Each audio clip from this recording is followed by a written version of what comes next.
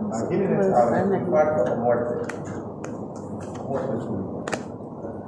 Entonces, la prevención primaria y secundaria de la cardiopatía isquémica. ¿Qué es prevención primaria? ¿Qué es prevención secundaria? Prevención primaria antes que tenga evento coronario. Prevención secundaria generalmente cuando ya tiene un infarto. Esa es prevención secundaria.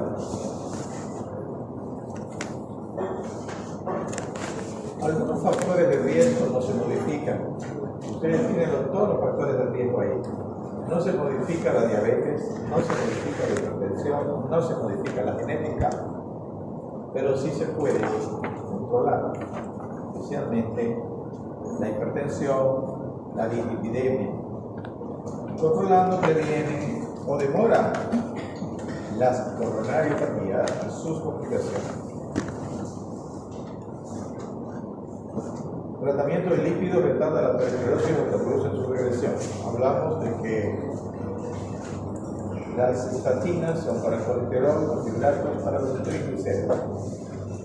¿Qué se debe hacer? Reducir el nivel de colesterol, especialmente el colesterol malo, de baja densidad, el LDL colesterol, que debe ser menor de 100 miligramos por decilitro. Porque previene eventos coronarios vasculares cerebrales en aterosclerosis manifestadas clínicamente, prevención primaria y valores de LDL tan bajos como 100 miligramos por decilitro. Ustedes van a encontrar que en los laboratorios que tienen como 140 miligramos. Eso era antes. Ya se bajó esta cifra a 5 menos. Mientras menos, mejor de LDL. HDL es más de 140. Las concentraciones de homocisteína se relacionan con el incremento de riesgo para desarrollar eventos vasculares. Y estos son marcadores, pero que no son marcadores tan específicos, como la PCR, la proteína C reactiva, por ejemplo, la homocisteína. Todavía no es encontrado una relación directa. Para eso, en un momento dado, se sugirió dar ácido fólico, vitamina B6 y 12 para tratar la homocisteína. No está claro que reduzca los acontecimientos clínicos en pacientes con cardiopatía coronaria. Otra medida preventiva es la profilaxis con aspirina, 325 miligramos en días alternos. Ya lo que ustedes conocen, lo que yo les he dado es de 100 miligramos por día. 75 miligramos es la dosis mínima, como que agregarle. Pero ¿por qué se da 100? Porque es la más común, la más barata, la que hay en todas partes. En hombres mayores de 50 años reduce la incidencia de infarto. En casa. Dar aspirina es fácil. El problema es cuando no dar aspirina. ¿No? ¿Por qué dar aspirina? No aspirina. ¿Cuándo no da? Uno, cuando hay alergia. Otro, cuando no hay necesidad y la persona tiene encima problemas de gastritis. Porque es un ácido. Todos los medicamentos son ácidos. Y ahora, ¿cómo se llama? El elemento en el que va el principio activo en los medicamentos vía oral, que se dan vía oral. ¿Entienden? Porque el principio activo no va solo. Va en algo. ¿Cómo se llama eso? El liter está todo eso. La presentación.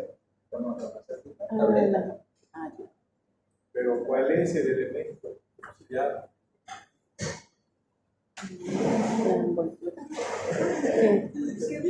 Excipiente.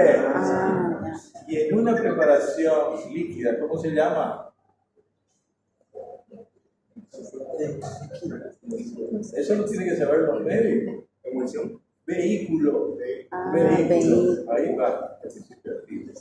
¿Qué diferencia hay entre una tableta y un comprimido? Tienen que saber. Ya llevaron fármaco. Creo que tiene que ver con el nivel de absorción. No, son igual. Tableta. Pero claro, La diferencia entre una grajea y un comprimido. la grajea Tiene una cantidad de gelatina. Algo así. No es plano. Diferente entre un sello y un comprimido. Ya no se usa, era así la cosaca. Eso fue la primera presentación. Diferencia entre las perlas y los comprimidos. Las perlas son gelatinosas, son flexibles, de Las fácil. perlas son redondas. Son líquidas por dentro. Y las cápsulas con los comprimidos. Hay cápsulas líquidas y hay cápsulas con sólido. Bueno, vamos con el French. Entonces, aspirina se da generalmente cuando hay algún riesgo de agregación plaquetaria. Cuando hay arteriosclerosis, y más aún si hay signos de isquemia o de angina, 100% que hay gravedad. Y cuando hay un corazón grande, cuando hay arritmias, cuando hay chagas. Eso es de por vida, doctor. Generalmente de acuerdo a la patología. Si la patología va a ser de por vida, de por vida. Fisiopatología de la isquemia silenciosa y los signos de coronario sintomáticos.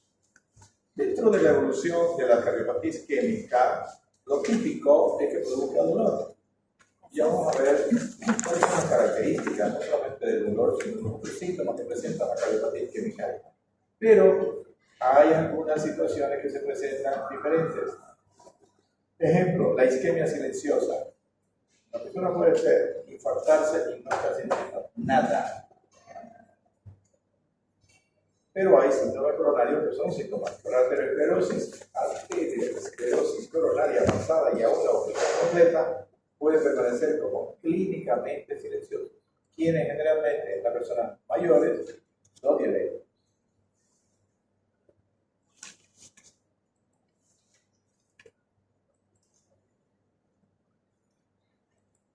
Hay solo una relación modesta entre los síntomas clínicos y el grado anatómico de la enfermedad. El grado anatómico. ¿Qué quiere decir? De que hay dolor principalmente, pero no se sabe hasta qué punto con la clínica es la lesión que está teniendo la persona. Hay que hacer exámenes y el que más da son los de cateterismo. Los estudios indican que en la angina de pecho el aumento de la demanda de oxígeno es el mecanismo más frecuente. Entonces, ¿por qué duele? Porque hay isquemia. ¿Qué es la isquemia? La falta de oxígeno, la disminución del oxígeno, hasta el límite en que la célula se siente agredida y reacciona, se irrita y a veces produce, se rompe y produce enzimas. En la angina inestable, infarto de miocardio son causados por rotura de la placa. Ya hablamos de la placa, ustedes conocen cómo las placas. Hay una placa que se agota fácilmente, hay otra placa que dura más tiempo y va creciendo, y construyendo el paso. ¿Cuánto de porcentaje de obstrucción en la arteria se necesita para sentir síntomas de dolor? ¿Cuánto? Yo les dije ya. No, oyeron pero no escucharon. 70% generalmente, no es matemática, pero el 70% dependiendo de otros factores, ya puede sentir dolor, en este caso angina. En la angina inestable y infarto son usados por rotura de placa, taponamiento de plaquetas y trombosis coronaria, síndrome coronario agudo. Todos. Entonces, ¿qué es lo que sucede? Hay una obstrucción, hay una placa, y ahí esa placa va a ser un lugar donde se van a aglutinar las plaquetas. Eso va a producir aumento, va a producir un trombo y va a cerrar el vaso. Si no lo cierra completamente, va a quedar una pequeña parte por donde pasa la sangre. Va a provocar síntomas en reposo. Tan poquito de la sangre que pasa que va a hacer de que las células estén permanentemente con isquemia. Eso es angina inestable. Si se tapa totalmente, infarto. claro, hay algunos trombos que se recanalizan un poquito y quedan con un paso bastante pequeño y eso produce accidentado. Los episodios se producen temprano por la mañana o poco después de levantarse. Generalmente la isquemia grave se va a producir en la noche, en la madrugada o en la mañana. Se dice que el sistema neurovegetativo tiene influencia sobre este aspecto. Muchos episodios de angina de pecho son silenciosos y se deben a estrés emocional y mental.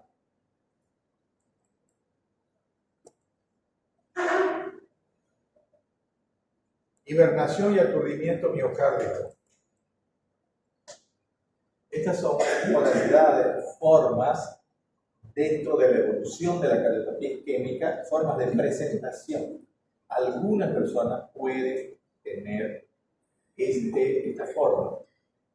Hibernación y aturdimiento miocárdico.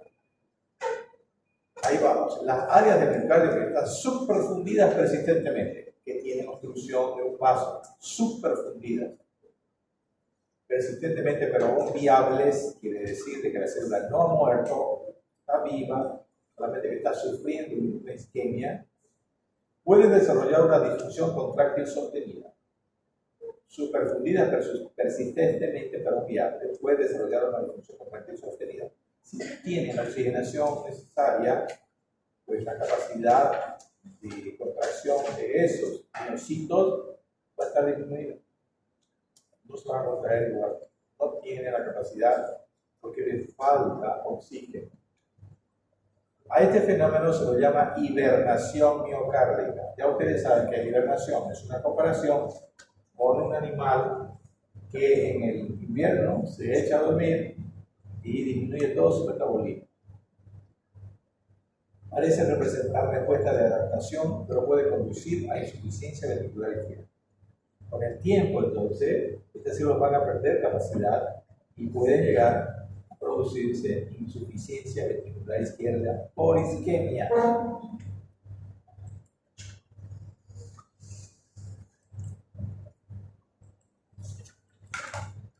Esta forma de disfunción es reversible después de revascularización miocárdica. Entonces, si se restituye el flujo a esa región, las células van a tener la vitalidad necesaria como para volver a hacer su función. El aturdimiento miocárdico. El aturdimiento es cuando uno está medio atontado, quiere decir, ¿no? Recibió un golpe, se golpeó por casualidad y queda medio aturdido. Es la disfunción contráctil persistente, pero después de episodios, no sostenida como la anterior, después de episodios prolongados repetidos de isquemia. Y en el aturdimiento son episodios. Recuerden que el aturdimiento es un golpe, ¡pum! No es permanente el golpe. Es un momento. Entonces son episodios prolongados repetidos de isquemia. Hay momentos. Es como si la persona, digamos, hiciera algún esfuerzo y ahí va a sentir más la necesidad de oxígeno de esa célula del miocardio. Muerte súbita. La muerte súbita puede ser la primera manifestación de coronariopatía. Primera. El paciente era sano. Entonces la persona se muere de un día por otro. Y la gente dice, pero eso está bien. Y era joven. 45 años. Infarto. Muerte. Así. Muerte súbita. La muerte súbita generalmente es causada por isquemia. También es causada por arritmia. También es causada por, se recuerdan de la miocardiopatía hipertrófica. También. Cuando hay miocardiopatía hipertrófica, especialmente la hipertensión que es más frecuente, con la hipertensión arterial, que no es tanto como en la estenosis aórtica, se puede producir muerte súbita. Y la definición de muerte súbita, ¿la conocen? Tiene su cosita, porque se dice que la muerte súbita es hasta una hora después y otros dicen que es hasta 24 horas después. La persona sí, cuando tiene un accidente vascular cerebral, tiene una descerebración, pero queda vegetal. O sea, queda con función cardíaca y función respiratoria todavía, pero ya está muerto. Entonces es ahí donde es difícil poner un límite,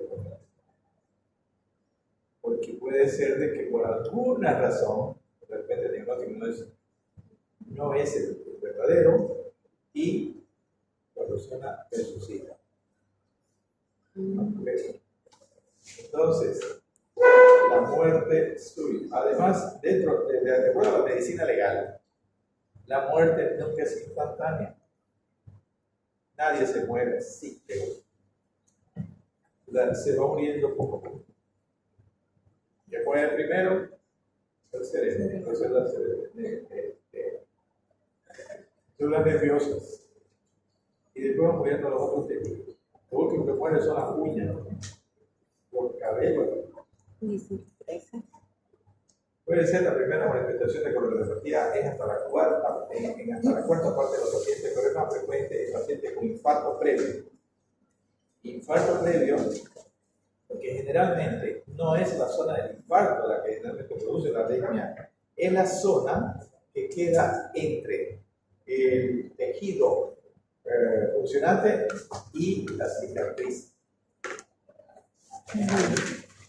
donde hay una situación que poco a poco, digamos, va dejando de haber sangre hasta que hay buena circulación. Ahí donde hay mayor irritación, mayores problemas, y esa zona es más factible de que tenga extrasístoles ventriculares, taquicardia ventricular, fibrilación ventricular. ¿Qué es la fibrilación ventricular? Así, como mi pregunta. Parada cardíaca. Fibrilación ventricular, parada cardíaca. No confundan con fibrilación auricular. Y si es parada cardíaca, reanimación cardiopulmonar. Ya. Hay que hacer diagnóstico rápido. Entonces, frecuente pacientes con infarto previo y disfunción ventricular izquierda de grado moderado a intenso. Además, 20% de los infartos de infarto agudo de miocardio leve morirá antes de llegar al hospital. La mayoría por fibrilación ventricular.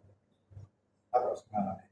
20% de los infartos leves por arritmia.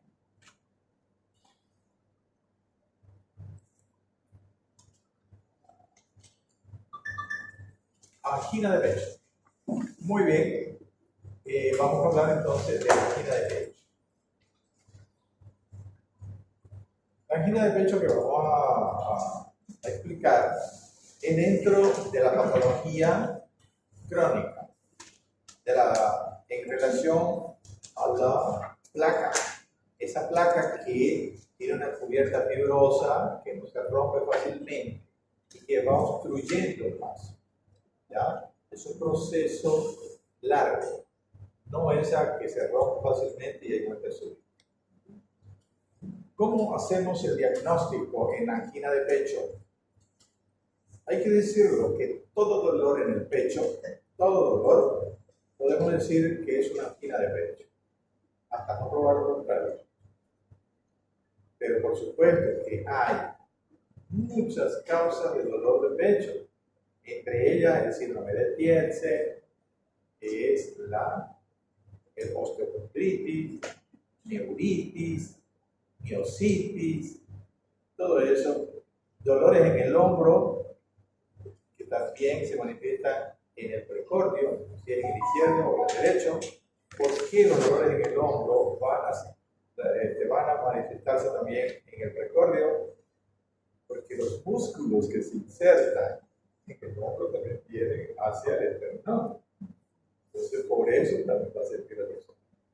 Así que hay que pensar siempre en lo más grave, ¿no?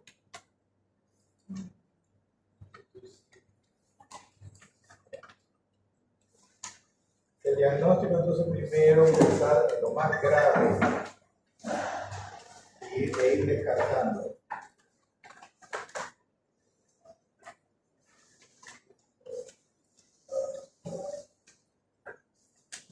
El dolor torácico.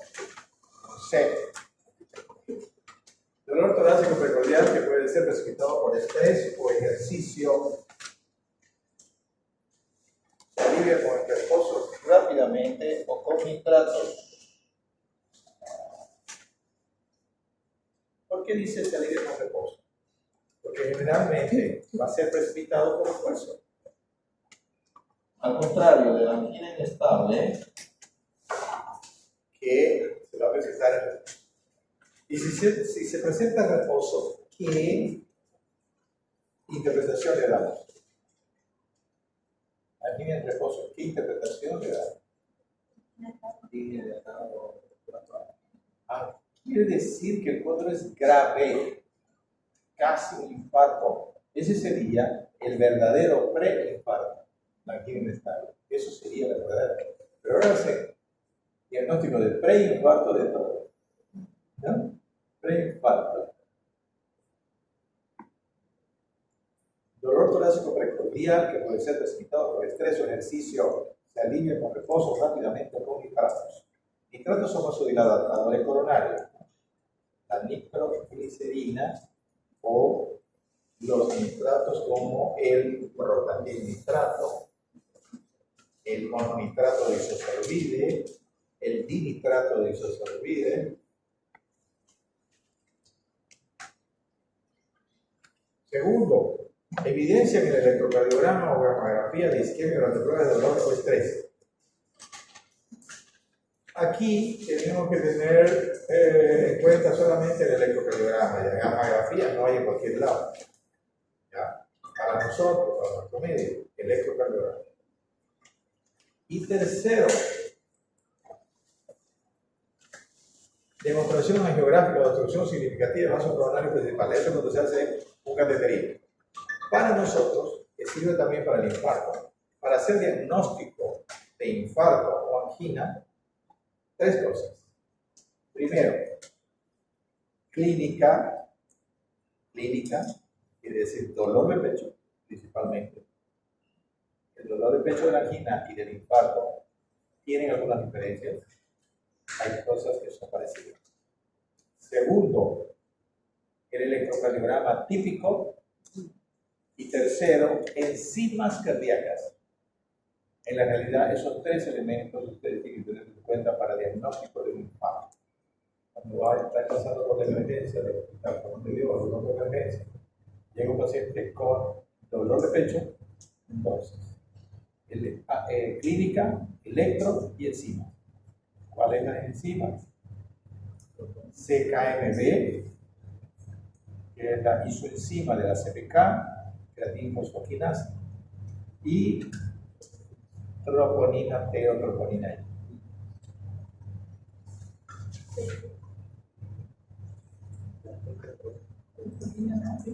T. Consideraciones generales: la angina de pecho puede ser causada por cardiopatía arteriosclerótica, puede producirse espasmos coronarios del sitio de la lesión o a veces en vasos aparentemente normales. Quiere decir que el proceso arteriosclerótico puede llegar a producir obstrucción del vaso, porque cuando hay angina, en eso ustedes tienen que pensar, algún vaso debe estar obstruido, o en este caso un espasmo. Un espasmo que es como un calambre, digamos, en el vaso, pero que se mantiene bastante tiempo. Eso más que todo cuando hay situaciones emocionales importantes. Eso se produce más en vasos lesionados o a veces vasos normales. En hipertrofia miocárdica intensa con coronarios normales o estenosis y rehabilitación aórtica grave. ¿Qué está explicando aquí? Que también puede haber angina de pecho en las miocardiopatías hipertróficas, miocardiopatía hipertrófica, o la estenosis o rehabilitación aórtica grave, o coronarias normales, hipertrofia intensa. ¿Por qué en este caso puede haber dolor? Principalmente, que las coronarias son normales.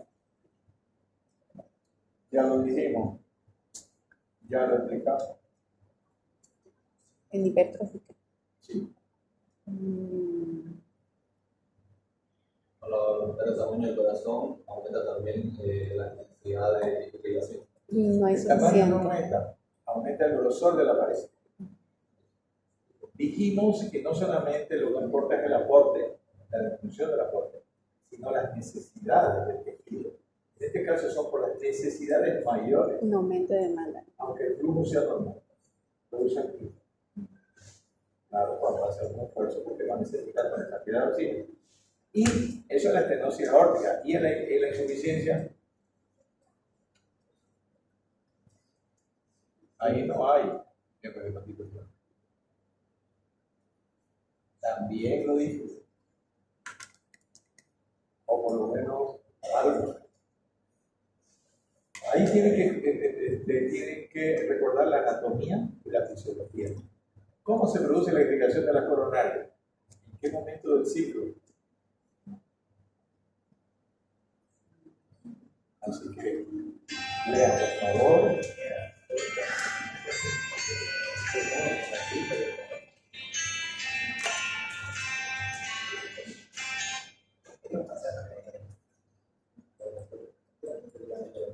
Si les digo, se van a olvidar. Si lo estudian, se van a olvidar. Es con la taquicardia paroxística con frecuencia ventricular rápida. También puede haber angina de pecho. Aumenta las necesidades de oxígeno por el aumento del esfuerzo del corazón. ¿En qué momento se produce la irrigación de las coronarias?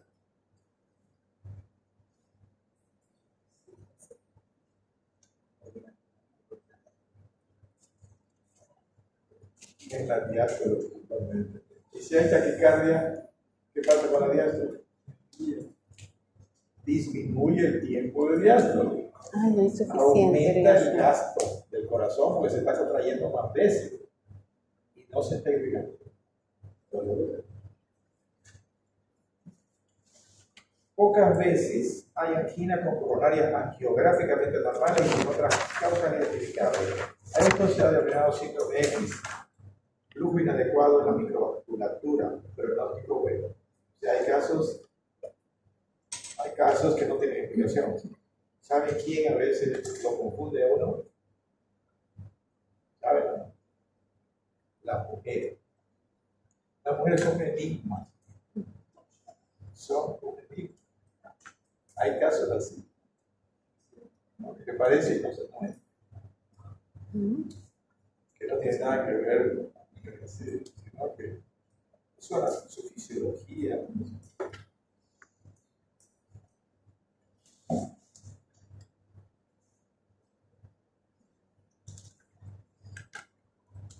Datos clínicos, además del dolor, ¿no?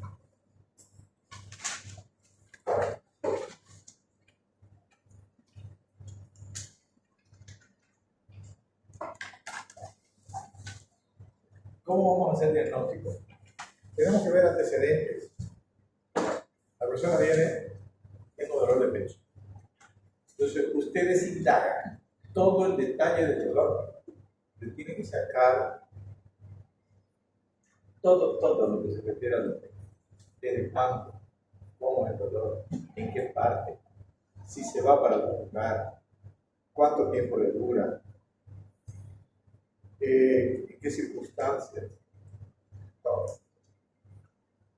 Porque ya ustedes saben la diferencia entre dolor típico y dolor atípico.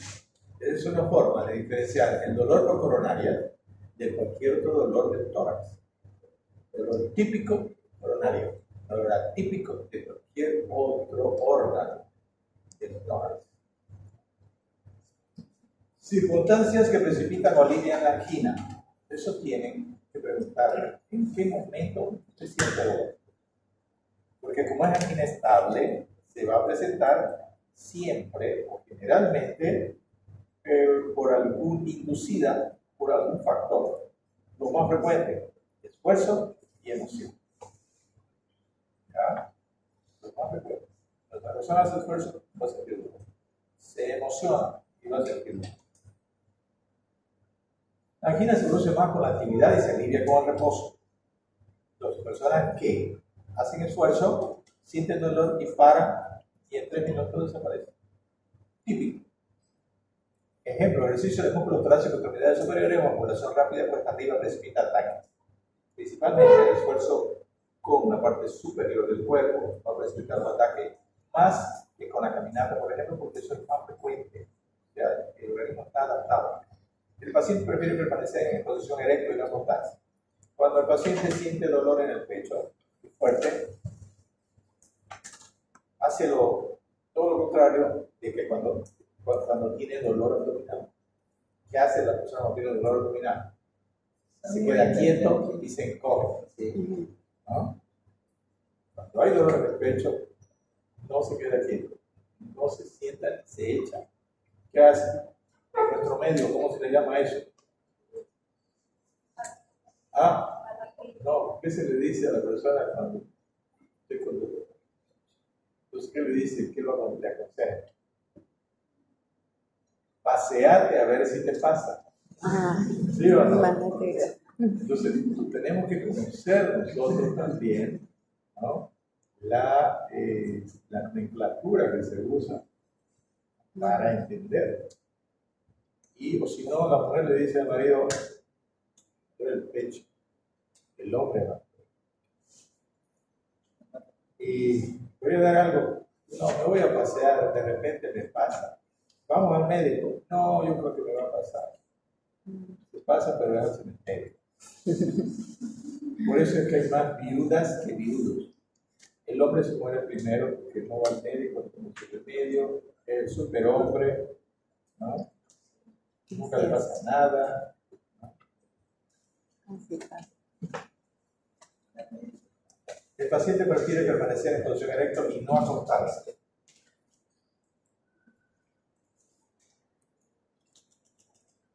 La cantidad de actividad requerida para producir angina puede ser relativamente consistente a constituciones físicas y emocionales comparables o variar de un día a otro. ¿Qué significa eso? La persona camina 3 cuadras y siente dolor. Se para, se pasa y sigue caminando otras 3 cuadras. Al día siguiente la persona camina 1 cuadra y siente dolor. ¿Se agravó? Probablemente. Porque la persona estaba brava y se fue a caminar. Hay 2 factores, la emoción y el ejercicio. Y de repente es la luna. Hoy es una nueva, una luna llena, una cuarta, una cuarta, una tercera. También incluye los astros. ¿No? La persona se vuelve más sensible. O la persona se deprime cuando no sale el sol. Acá, digamos, para nosotros, no en Europa del polo norte. Porque ya casi no sale el sol todos los días. Entonces, eso quiere decir, esta parte, de que no siempre cuando la persona tiene los síntomas, digamos, en el caso del ejercicio, o menos ejercicio, se agravó, no siempre es así. Ustedes saben que hay días buenos y días malos. No todos los días son iguales, porque también hay lunes, martes, miércoles, jueves, sábado, no hay 2 lunes, 2 martes. Entonces, eso varía. ¿Durmió bien? De repente no durmió. De repente está preocupado.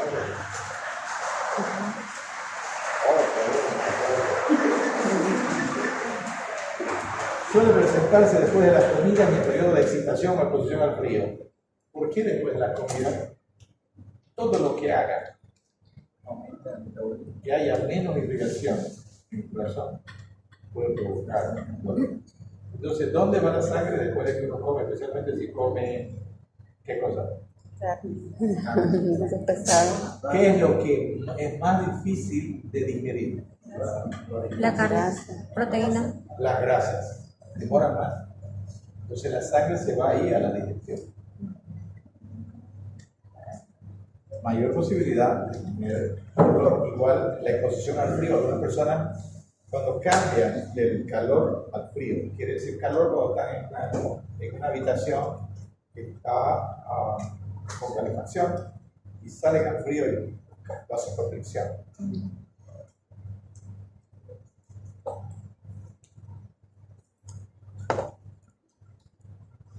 El umbral para la angina es más bajo por la mañana o después de emoción fuerte, incluso esta puede provocar los ataques. ¿Cuál es el umbral? El umbral es el momento en que va a venir la angina.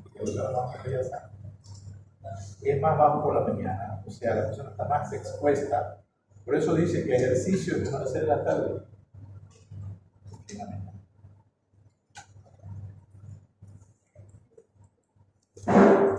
Puede haber molestias durante la actividad sexual en reposo durante la noche, por no ser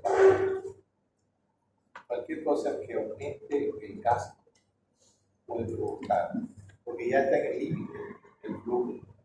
Aumenta el gasto en otro lado, en nuestro corazón, y va a disminuir la capacidad de esa musculatura para contraerse. ¿Por qué? Porque le falta gasolina.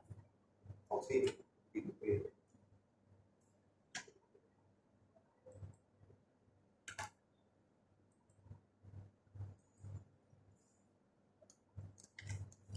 Características de las molestias.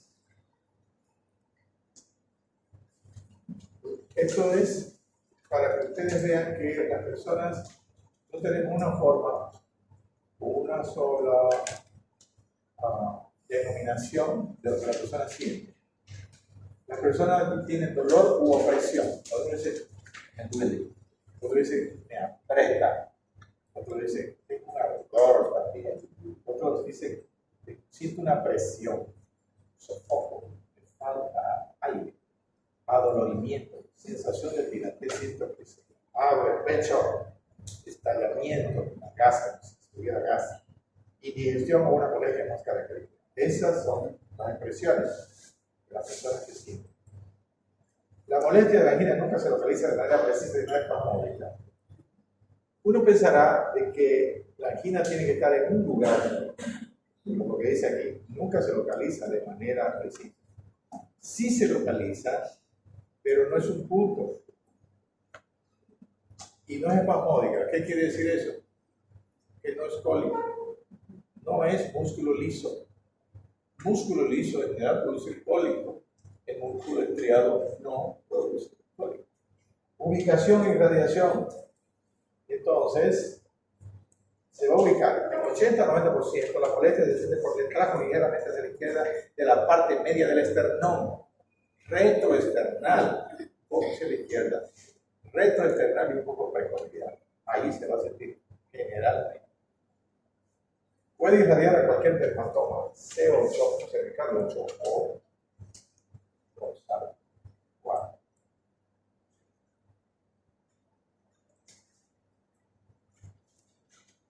Es más frecuente la irradiación al hombro y parte superior del brazo izquierdo y hacia la cara interna del brazo hasta el codo, del brazo muñeca, cuarto y quinto dedo.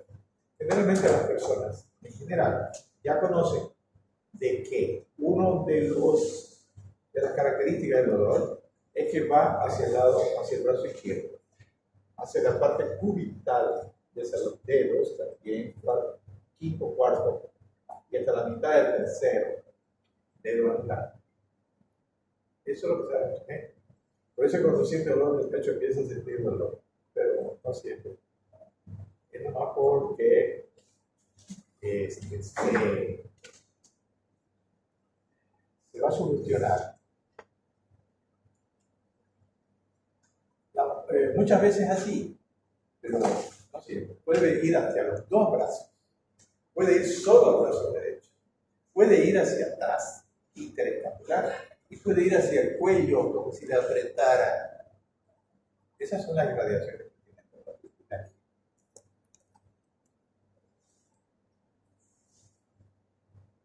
En ocasiones la angina se siente primero en la mandíbula, la parte posterior del cuello y el espacio interescapular. Esas son las otras irradiaciones.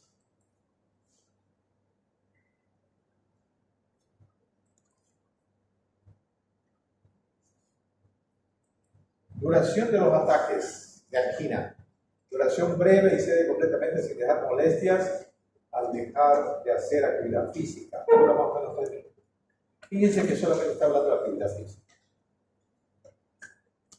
Hay otros casos donde dura más tiempo. No se va tan rápido. Los ataques después de comida abundante o causados por ira no insuficiencia respiratoria aguda, sino ira, rabia, es decir, rabia, enojo,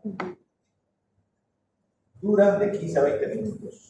Los que se prolongan más de 30 minutos no son comunes y sugieren angina inestable o infarto. Aquí ya está dando un tiempo para diferenciar angina de infarto. Y solamente cuando ya ustedes vieron a la persona por 1 hora, porque si la están viendo 10 minutos de dolor, no van a esperar media hora para decir, es infarto. ¿No? Eso es. Y claro, con la ira, 15 a 20 minutos, generalmente son los hombres los que les puede durar eso. Pero la mujer no, la mujer le dura 24, 36 horas semana. ¿O no? ¿Sí o no? Y se acuerdan de ese milagro de 1 hora del mes pasado, de hace 1 año, hasta cuando era chico, si se ve ahora tan ¿es o no es? Es sí.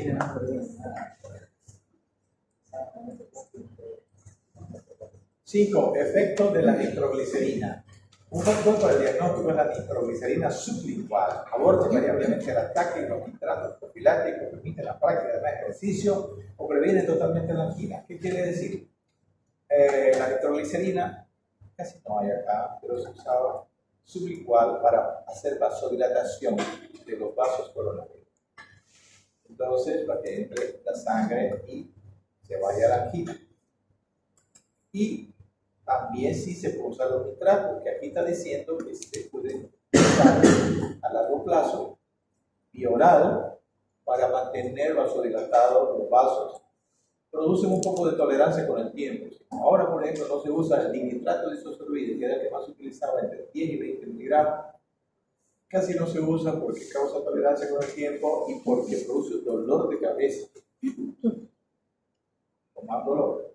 Pero hay sorbit sublingual de 7 miligramos para debajo de la lengua para los casos agudos donde no hay dolor. Pero es solamente para ese momento. Se espera 10 minutos, si no pasa el dolor se pone otro. Pero en esos 10 minutos ya tiene que estar preparando la ambulancia, todo eso para llevarlo. No hay que esperar. Viene un dolor tipo angina inestable, infarto, hay que prepararse para ir a un centro. ¿Ya? Lo más pronto posible. Por eso es que el diagnóstico tiene que ser rápido. Cardiología es una de las especialidades donde las decisiones se toman lo más rápido posible. Por eso es emocionante.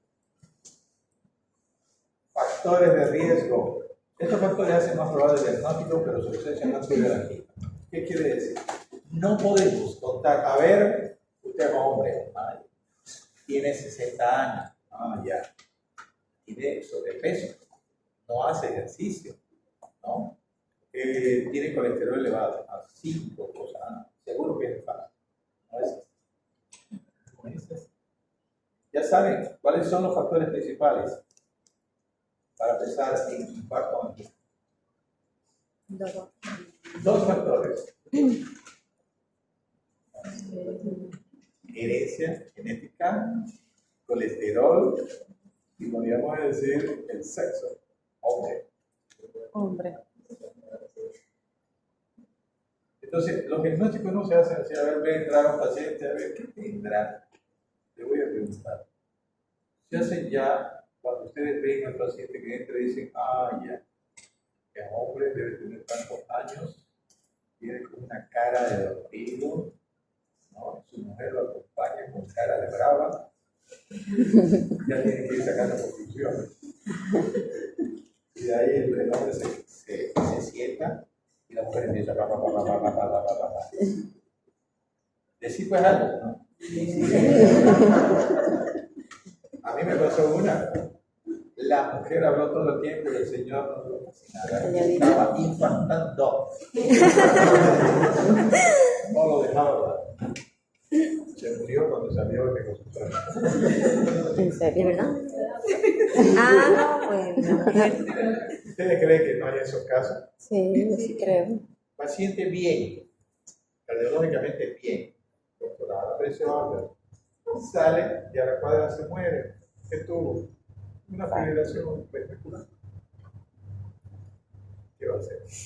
Y dicen que este señor salió claro, hace muchísimo tiempo. Más o menos unos 5 años después de que yo llegué. Y tenía menos experiencia.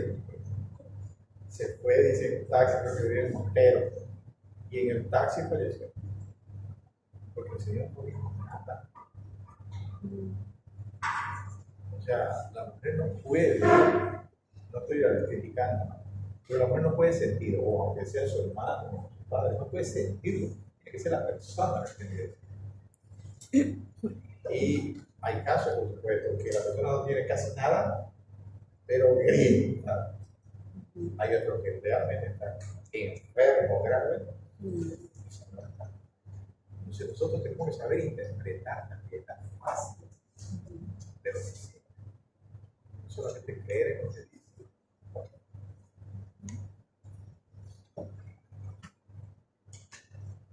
Estos factores entonces hacen más probable el diagnóstico de ausencia y angina. O sea, lo que quiero decirles es que no cuenten los factores de riesgo, los sumen y digan, es bien. Signos al examen durante un ataque, esto ya es clínica, no son signos, ya no son síntomas. Durante un ataque a nivel de elevación significativa de la presión arterial sistólica y diastólica, aunque puede haber hipotensión, evocaciones, ritmo de galope y soplo sistólico apical, solo durante el dolor, disfunción del músculo ocular, arritmia supraventricular. ¿Por qué hay hipotensión? O puede haber hipotensión en una angina inestable. A ver, señores estudiantes, razonamiento.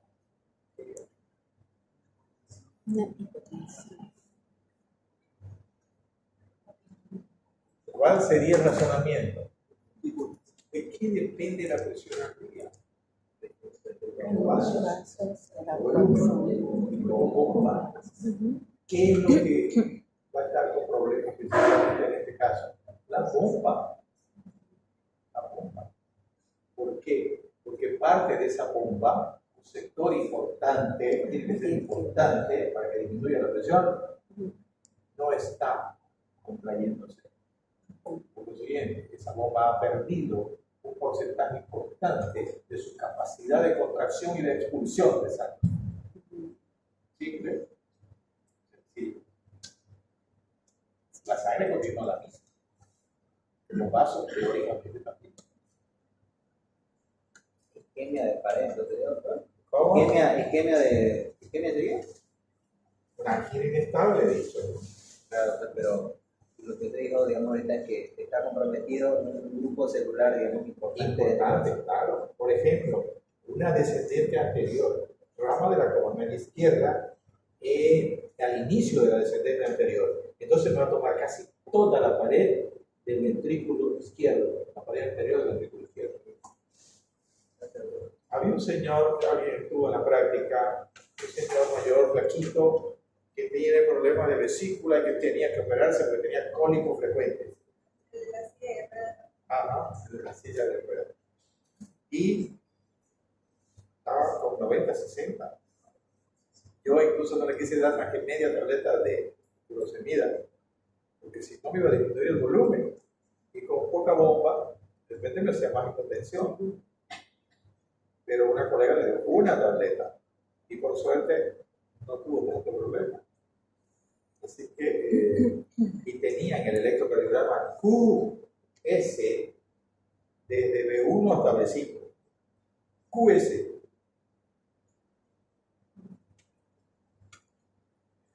Se debe, además, en estas ocasiones va a haber alteración de las válvulas, porque el músculo papilar, que es la que tracciona, por ejemplo, la válvula mitral, tracciona la válvula para que se cierre, no va a tener la capacidad de contracción, entonces va a dejar que las válvulas protruyan hacia la aurícula. En lo que se contrae, parte de la sangre va a retroceder. Insuficiencia mitral funcional. La válvula no tiene nada funcional. Por alteración del músculo papilar. Se debe detectar enfermedades relacionadas como la diabetes, altelama, sarcoma timinoso, hipertensión, paritoxina, toxicosis y sedema o enfermedad muscular periférica. O sea, cuando uno ve una cardiopatía isquémica, debe también investigar si no hay otras enfermedades que pueden agravar la patología arterial. ¿Qué es el ixedema, señorita?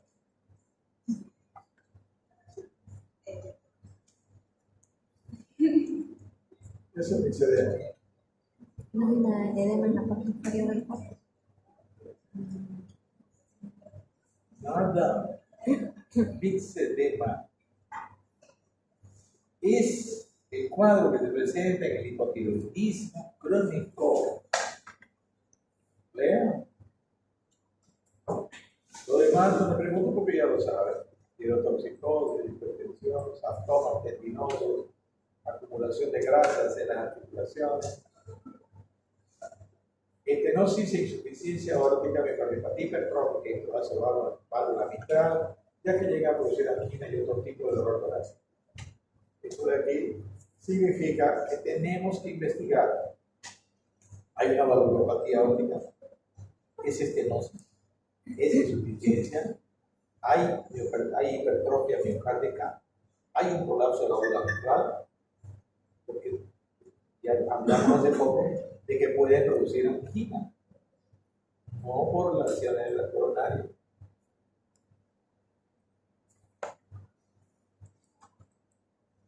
Diagnóstico diferencial. Con una historia clínica apropiada se llega al diagnóstico de angina de pecho con certeza del 90%. ¿Quién sabe hacer historia clínica? Es lo más importante. La historia clínica es lo más importante. Y que sabe hacer historia clínica, pues va a hacer diagnósticos más certeros. ¿Conocen el libro de Noger y Collins? Historia clínica, un chiquitito, pero ya hay otros nuevos también, ¿no? Yo aprendí en ese, lo poco que sé. El síndrome, estos son diagnósticos diferenciales, ¿ya? El síndrome de la pared torácica anterior se caracteriza por hipersensibilidad, la mente localizada por los músculos intercostales. Síndrome de la pared torácica anterior, o sea, dolor, produce dolor en cualquier parte del tórax. La inflamación de las uniones contracostales, síndrome de Tietze, osteocondritis también se llama. La osteocondritis muchas veces tiene, no pasa nada. Así. La neuritis intercostal, el herpes zóster y la diabetes mellitus pueden producir la neuritis intercostal. Una vez yo tuve un paciente que tenía dolor en el pecho, con ardor. Un paciente de unos 65 años. Y yo no le saqué la camisa. No le saqué, digo, no, le dice que se saque la camisa. Pero el paciente se paró y se sacó la camisa. Peor a una mujer, ¿no? O sea, en el consultorio ese el doctor no puede pensar, no se puede. Se sacó la camisa y ¿sabe qué tenía? Yo estaba diagnosticando aquí. Herpes zóster. Moraleja, hay que ver bien un paciente. Por un paciente, en 1000, va a decir, no, ese médico es un burro, no sabe nada. 999 diagnósticos bien hechos, uno mal hecho, chao.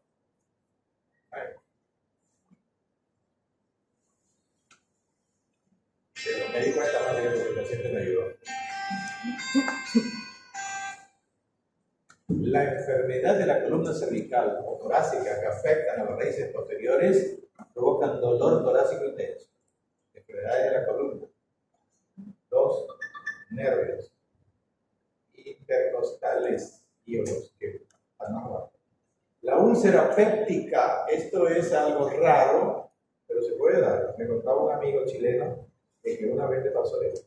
La úlcera péptica, la colecistitis crónica, el espasmo esofágico, la enfermedad gastrointestinal funcional. El dolor isquémico puede relacionarse con síntomas gastrointestinales superiores. Todos estos factores o estas patologías pueden aparentar un infarto de miocardio. Por eso es que se ha visto en el hospital pacientes que han ido con manifestaciones de abdomen superior. No le han hecho electro. Le han dado antiespasmódico y a la casa. Infarto. No porque la sintomatología sea en el abdomen superior, vamos a pensar que es el abdomen. Puede ser un infarto. Para toda la vida tiene que tener esto. Hacer el electro.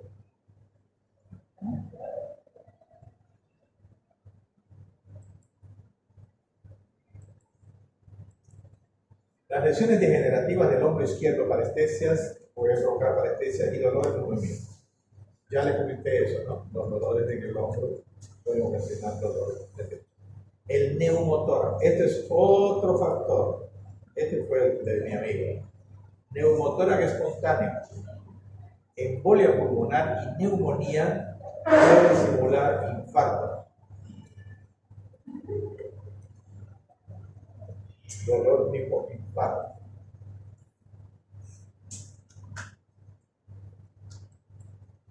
La disección de la aorta torácica, dolor torácico intenso que se siente comúnmente en la espalda. Hace también cuando llegué, un amigo que me hizo que lo vea a su papá. Tenía dolor, pero el electro no mostraba nada. Yo lo quise internar, pero dije que tiene que ser en terapia. No quiso internar. Se murió. Parece que era una disección de la aorta. Porque no era un dolor típico, dolor que iba hacia.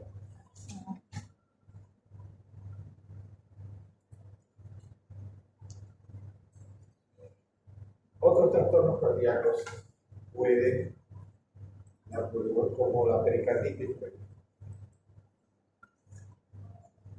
Evaluación de pacientes con angina de pecho. Electrocardiografía. El electrocardiograma es normal en la cuarta parte de los pacientes con angina. En reposo, un paciente con angina generalmente va a tener electrocardiograma.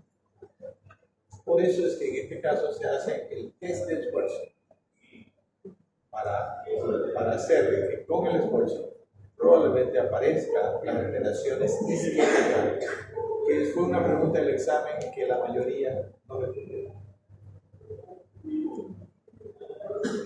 Entonces, ¿qué parte del electro se ve en la isquemia? STT. Algunos me pusieron en el intervalo T. Fácil, ¿no? Sí, sí, señora. Pero diga sí, por favor. En el resto, las anormalidades incluyen infarto de miocardio, antiguos, cambio de STT inespecífico y defecto de conducción AV o intraventricular. ¿Qué quiere decir cambio de STT inespecífico? Quiere decir de que la persona no tiene trastornos o una patología que nos dé la idea de que es un cuadro isquémico. Puede ser una hipertensión, una hipertensión solamente, y tiene trastornos que tampoco son ST descendente, no, ni T negativa simétrica, trastornos más de ST regular y difuso, no en algunas derivaciones como la isquemia. Entonces son inespecíficos. Defectos de la conducción también. Por ejemplo, el bloqueo de rama tiene el trastorno del STT. Condición AV o ultraventricular, que son los bloqueos de rama.